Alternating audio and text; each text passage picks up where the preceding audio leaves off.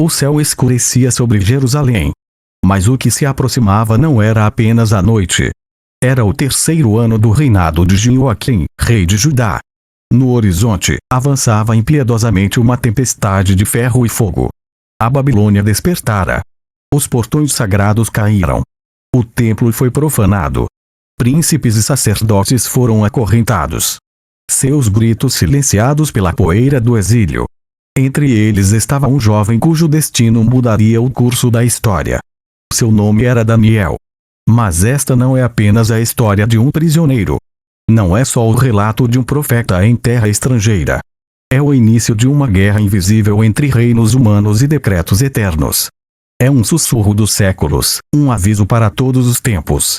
Alguns dizem que Daniel falou do passado, outros, que previu o fim.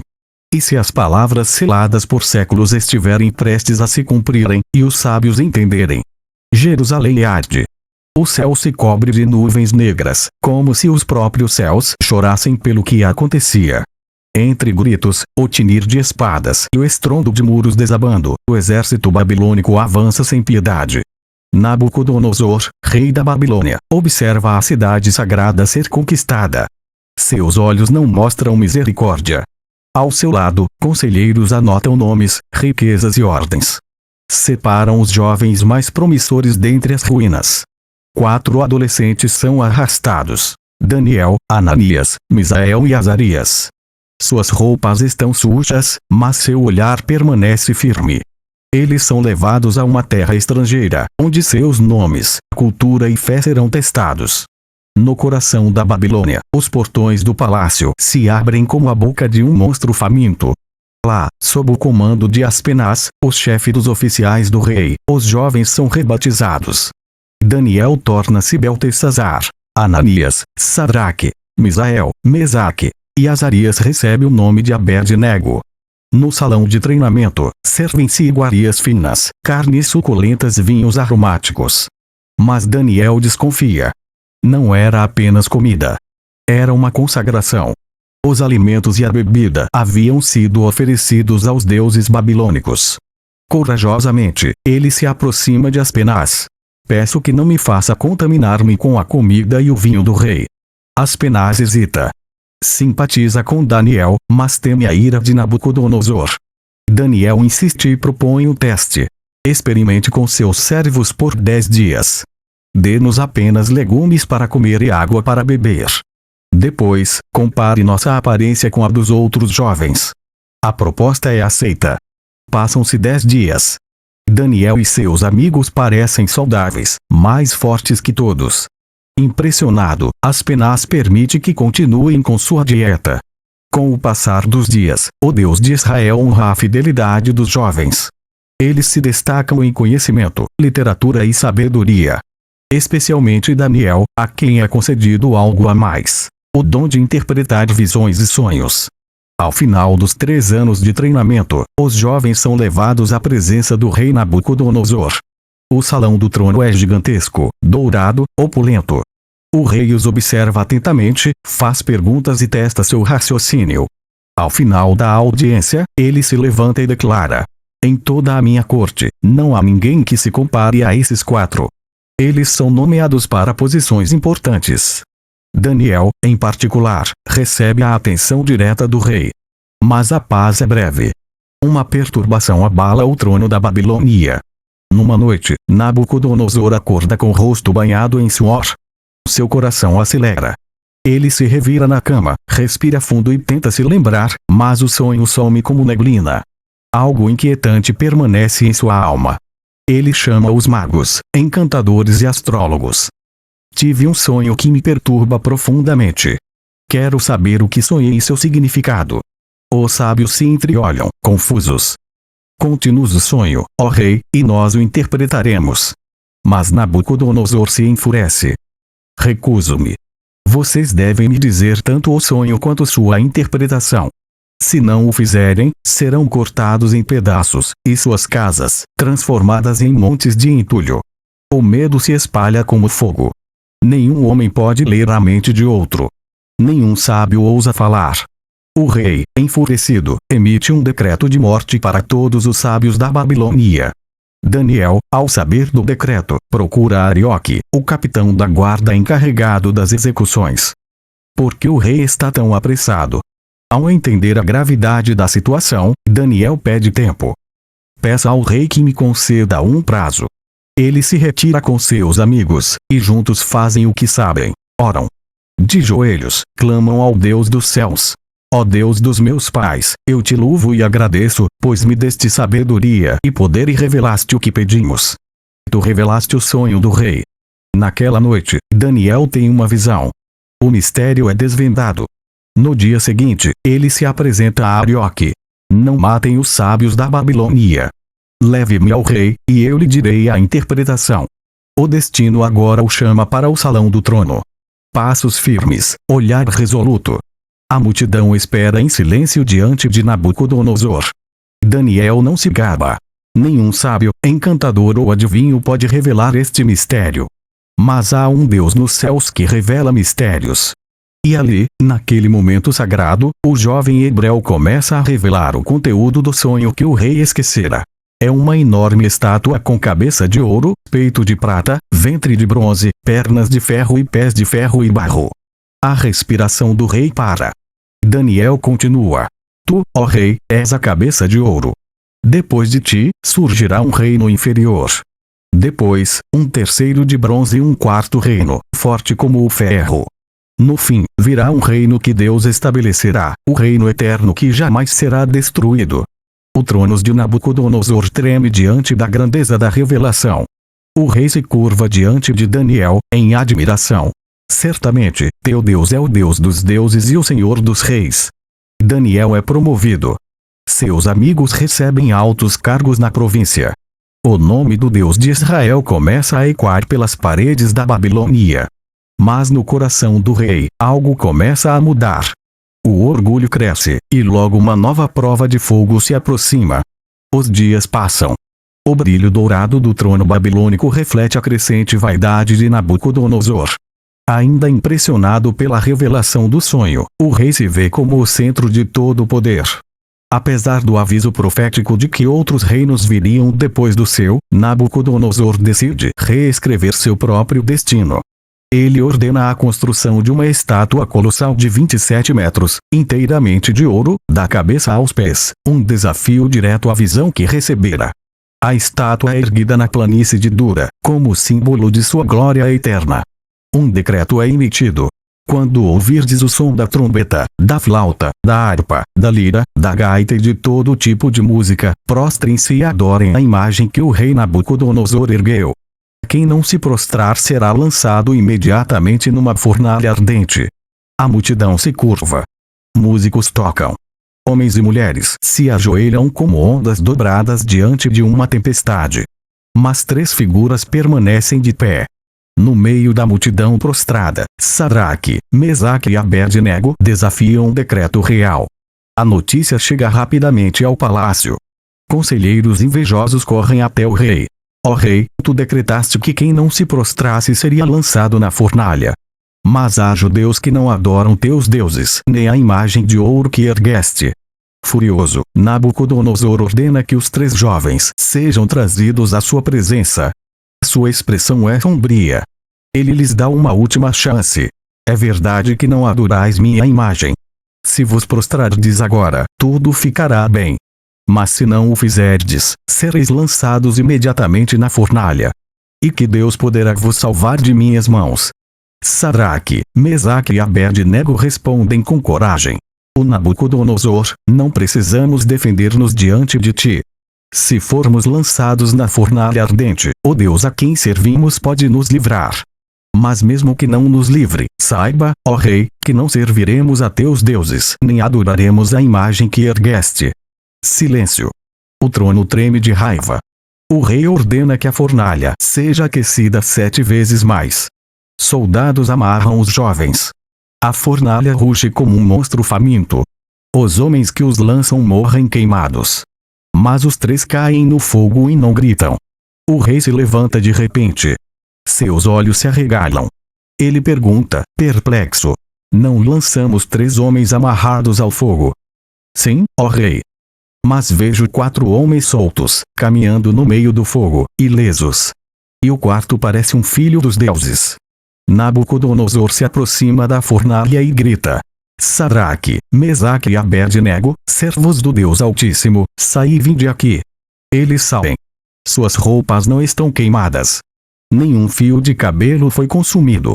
Não há cheiro de fumaça neles. Os conselheiros observam em silêncio e temor. O rei então declara diante de toda a corte: Louvado seja o Deus de Sadraque, Mesaque e Abednego, que enviou seu anjo e livrou seus servos. Nenhum outro Deus pode livrar assim. Eles são promovidos a posições ainda mais altas.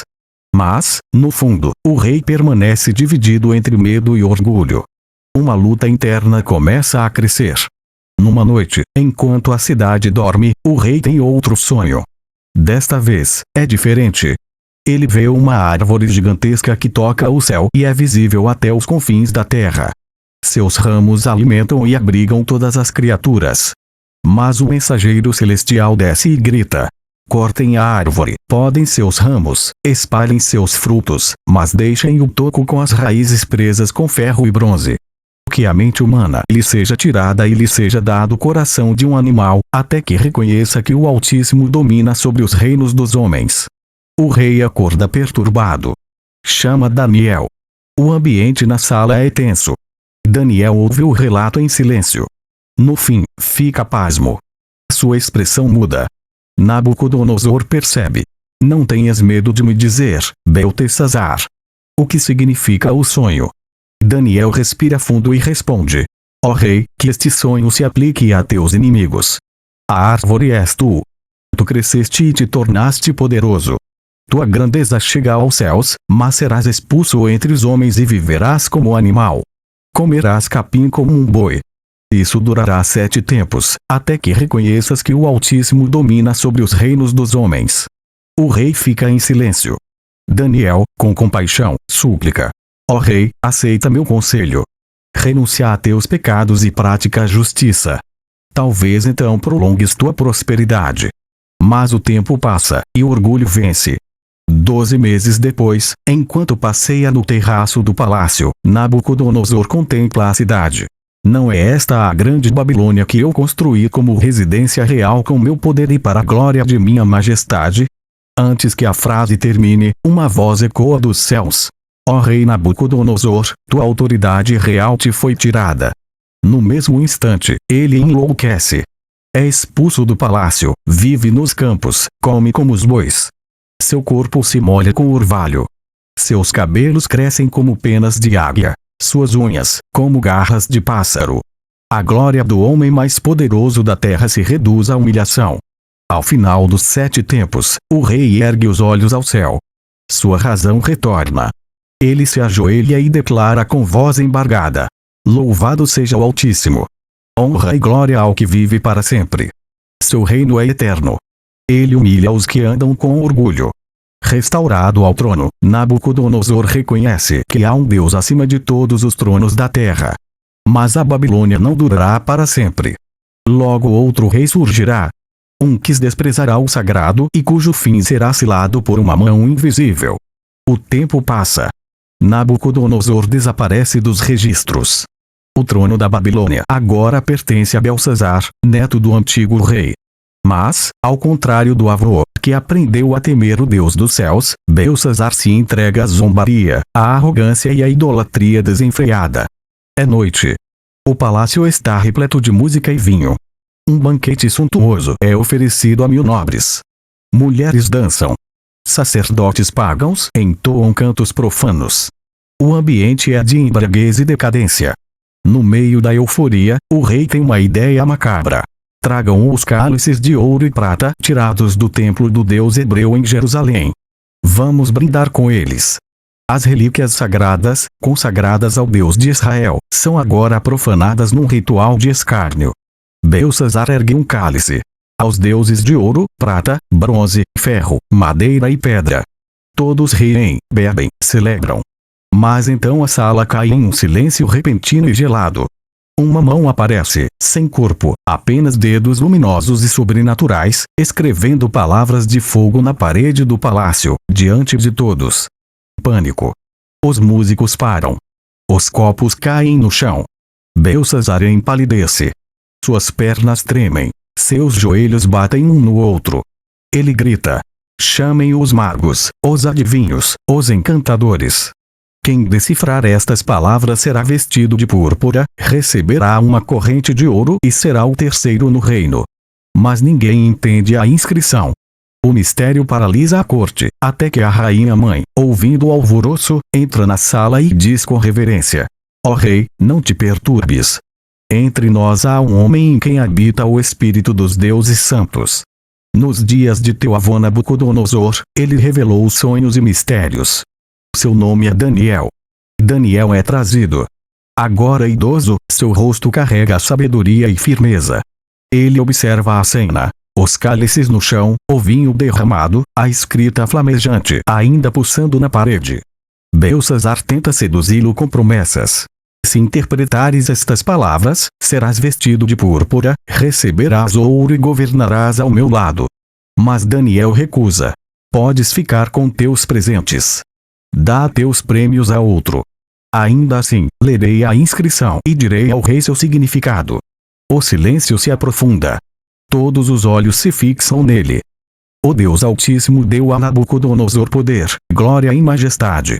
Mas quando ele se encheu de orgulho, foi derrubado. Tu, Belsazar, sabias disso. Mas não te humilhaste. Pelo contrário, te levantaste contra o Senhor do céu. Trouxeste os cálices do templo para este banquete. Louvaste deuses que não veem nem ouvem, mas não glorificaste o Deus que te dá o fôlego. Daniel aponta para a parede. Esta é a mensagem. Mene, Deus contou os dias do teu reinado e determinou o fim. Tekel, foste pesado na balança e achado em falta. Parsim, teu reino será dividido e dado aos medos e persas. A sentença está dada. Daniel se cala. Um calafrio percorre a espinha dos presentes.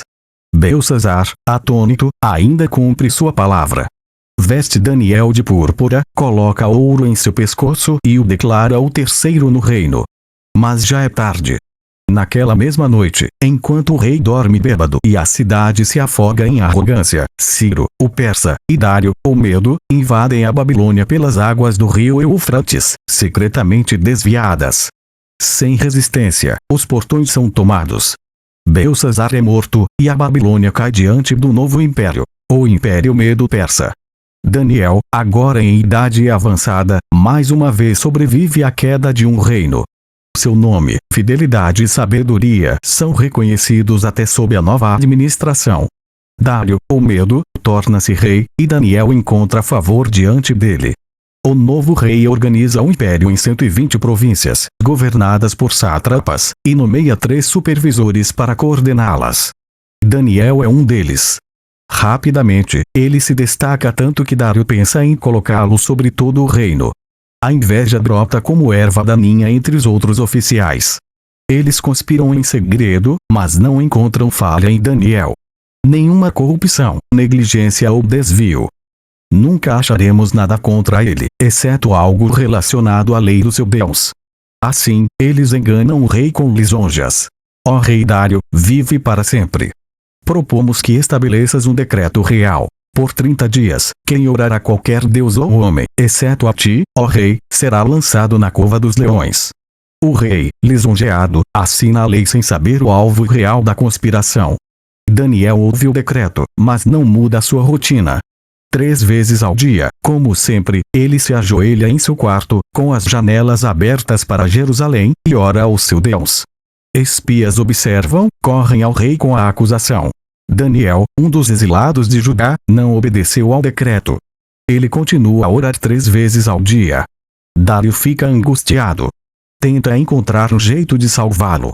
Mas a lei dos medos e persas não pode ser revogada. Ao anoitecer, o rei, entristecido, ordena que Daniel seja levado. O teu Deus, a quem serves continuamente, te livrará. Daniel é lançado na cova dos leões. Uma pedra sela a entrada. O rei passa a noite em claro, sem comer, sem música, atormentado. Ao amanhecer, corre para a cova. Daniel, servo do Deus vivo, teu Deus te salvou dos leões. E uma voz ecoa das profundezas. Ó Rei, vive para sempre. Meu Deus enviou o seu anjo, que fechou a boca dos leões. Eles não me feriram, pois fui achado inocente diante dele e também diante de ti, ó Rei.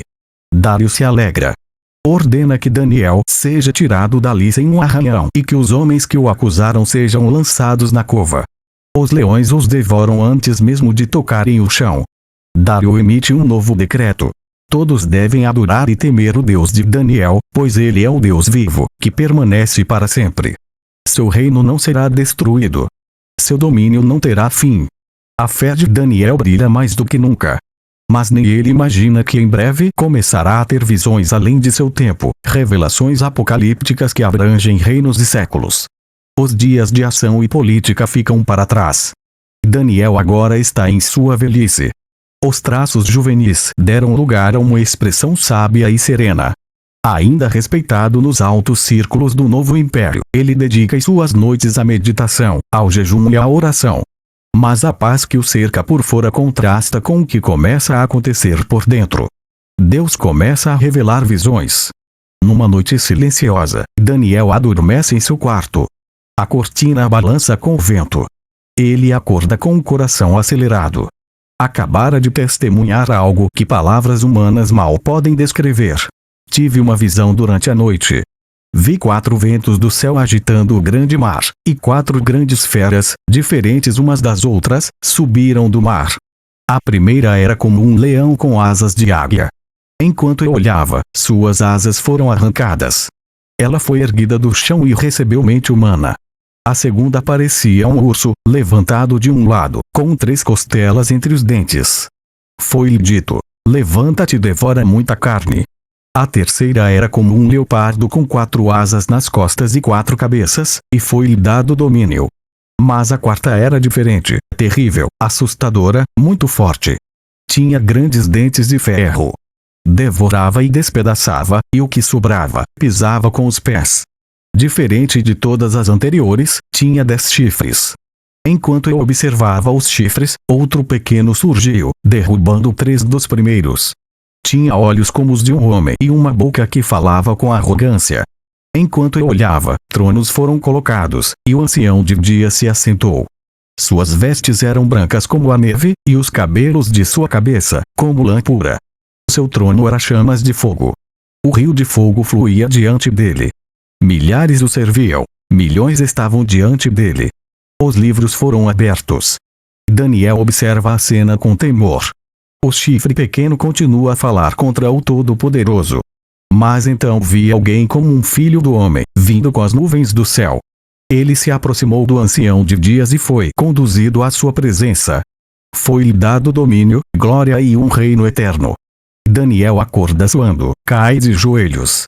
Sua mente está perturbada, seu espírito angustiado. Mas Deus não terminou. Outra noite, outra visão. Desta vez, em forma de símbolo e conflito. Ele vê um carneiro com 2 chifres altos, um mais alto que o outro. Ele corre para o oeste, norte e sul. Nenhum animal pode resistir. Mas então um bode aparece do oeste, com um chifre notável entre os olhos. Ele voa sobre a terra sem tocá-la. Com fúria, ataca o carneiro e o destrói. O bode cresce em poder, mas seu grande chifre se quebra. Em seu lugar, surgem 4 chifres menores, e de um deles sai um chifre pequeno, que cresce poderosamente. Ele derruba o exército dos céus, lança estrelas ao chão, profana o santuário, acaba com o sacrifício diário e próspera mesmo na rebelião. Daniel ouve uma voz perguntar: até quando durará esta visão? Até quando o santuário e o exército serão pisados? E a resposta vem: até 2300 tardes e manhãs. Então o santuário será purificado. Daniel acorda novamente exausto. Por dias, fica doente, chocado com o que viu. Nenhuma dessas visões é imediatamente clara, mas o Espírito de Deus começa a dar entendimento. Tempo depois, durante o reinado de Ciro, rei da Pérsia, Daniel se aprofunda nas Escrituras. Ele lê os escritos do profeta Jeremias e descobre que a desolação de Jerusalém duraria 70 anos. A revelação comove profundamente. Ele veste panos de saco, cobre-se de cinzas e ora fervorosamente: Senhor, Deus grande e temível, que guardas a aliança e a misericórdia para com os que te amam, nós pecamos, cometemos iniquidades e fomos rebeldes. Não obedecemos a teus servos, os profetas. A justiça pertence a ti, mas a nós, a vergonha. Perdoa-nos, Senhor. Inclina teus ouvidos e ouve. Enquanto ora, uma figura brilhante aparece diante dele. É o anjo Gabriel, enviado com uma resposta divina.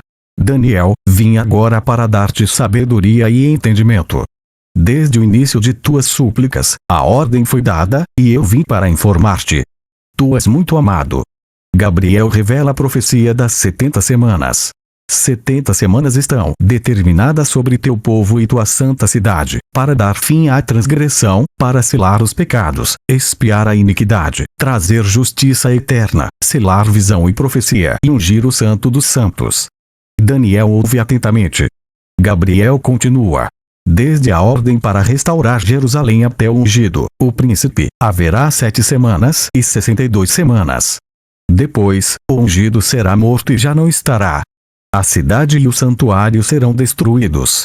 Um povo de um príncipe que há de vir virá como inundação, e até o fim haverá guerra e desolações. Daniel escreve tudo. Mas seu coração está inquieto.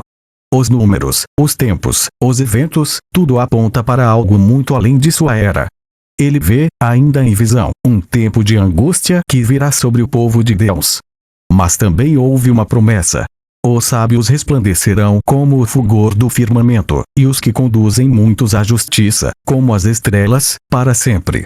Mais uma vez, Daniel acorda. A janela de seu quarto filtra a luz pálida do amanhecer. Ele se senta, envolto em silêncio.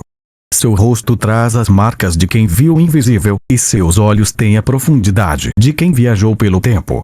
Mas uma última visão ainda se aproxima. Uma batalha cósmica entre os anjos de Deus e as forças do mal. A revelação final que encerrará seu chamado profético e selará as palavras até o tempo do fim. Daniel está à beira da última grande revelação de sua vida. Agora idoso, ele carrega o peso dos reinos que viu ruir, dos reis que aconselhou e das visões que mudaram sua alma. Mas o que ele verá agora transcende impérios. Deus o levará às batalhas invisíveis, ao tempo do fim, onde nações, reis e poderes se entrelaçam sob supervisão divina. No 3º ano de Ciro como rei da Pérsia, Daniel começa a jejuar, 3 semanas completas sem vinho, carne ou perfumes. O peso da profecia consome seus dias. No 24º dia, às margens do rio Tigre, ele ergue os olhos, e o tempo parece parar. Vi um homem vestido de linho, com um cinto de ouro puro de Ufaz. Seu corpo era como berilo, seu rosto como relâmpago, seus olhos como tochas flamejantes, seus braços e pernas brilhavam como bronze polido, e sua voz era como o rugido de uma multidão. Os homens que estavam com ele fogem, aterrorizados. Daniel cai com o rosto no chão, sem forças. Mas o ser celestial o toca e o levanta com suavidade. Daniel, homem muito amado, presta atenção às palavras que vou te dizer. Desde o primeiro dia em que decidiste buscar entendimento, tuas palavras foram ouvidas. Mas então, a revelação. Houve uma guerra no reino espiritual. O príncipe da Pérsia me resistiu por 21 dias, mas Miguel, um dos primeiros príncipes, veio em meu socorro. A cortina do invisível se abre. Anjos e poderes travam batalhas que moldam o curso da história. Daniel vê além dos exércitos humanos. Vê as forças operando por trás dos reinos. O mensageiro celestial continua. Agora volto para lutar contra o príncipe da Pérsia. Depois virá o príncipe da Grécia. Mas primeiro, quero revelar-te o que está escrito no livro da verdade. E então começa a profecia mais longa e detalhada já dada a um homem. Daniel ouve sobre reis da Pérsia, sobre o surgimento de um poderoso rei da Grécia, Alexandre, o Grande, cuja morte precoce dividirá seu império em 4. Desses, 2 se destacarão, o rei do sul e o rei do norte. Suas guerras, alianças e traições se desenrolam diante de Daniel como cenas de um futuro ainda não vivido. O rei do norte se exaltará, profanará o templo, abolirá o sacrifício diário e estabelecerá a abominação desoladora. Ele lisonjeará os que violam a aliança. Mas o povo que conhece seu Deus se fortalecerá e resistirá. A visão acelera. Daniel vê perseguições, mártires, falsos tratados de paz, intrigas palacianas e um governante arrogante que se exaltará acima de todos os deuses. Ele se exaltará acima de tudo que é chamado Deus. Honrará um Deus estranho.